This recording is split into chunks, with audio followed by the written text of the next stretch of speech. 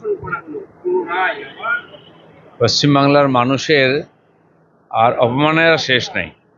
সবচেয়ে প্রিমিয়ার যেগুলো institute, medical college, law college আর ম্যানেজমেন্ট কলেজ, সেখানে যদি এই ধরনের দুর্ভাগ্যজনক আর নক্কারজনক ঘটনা হয়, বাঙালি হিসাবে আর কি মাথা উঁচু করে আমরা বাংলার বাইরে পরিচয় দিতে পারবো?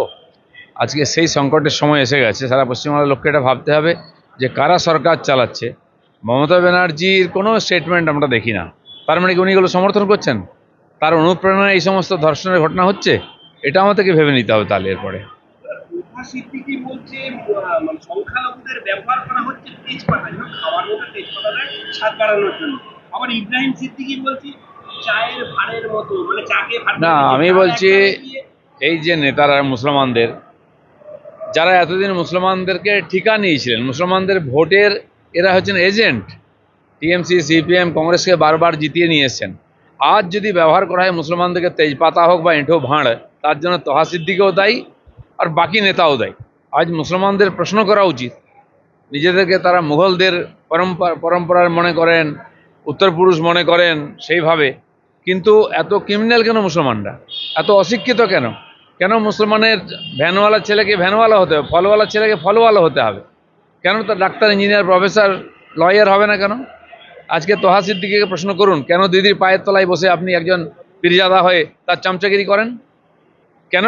আর আজকে কালকেও হয়েছে, আমি যেখানে থাকি ভাঙড়েতে বোমবাজি হচ্ছে, মরছে।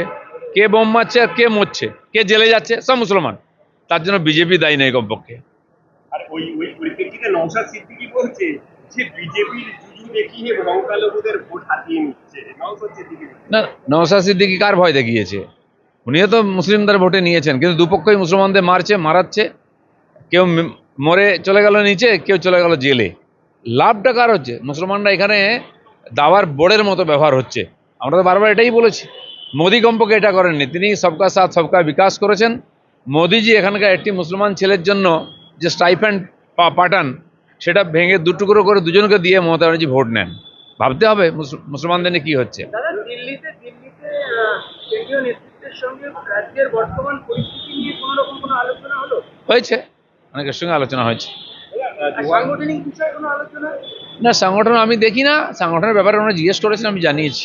2019 সালে 8ই জুন যে ভাঙড়পাড়ায় যে 3 জন বিজেপি কর্মী খুন হয়েছিল, পাশাপাশি একজন তৃণমূল কর্মীও খুন হয়েছিল।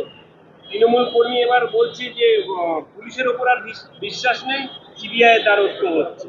তাই এতদিন যখন আমরা সিবিআই চাইতাম, তখন টিএমসি বলছে আমাদেরকে বদনাম করা হচ্ছে বাংলার লোক।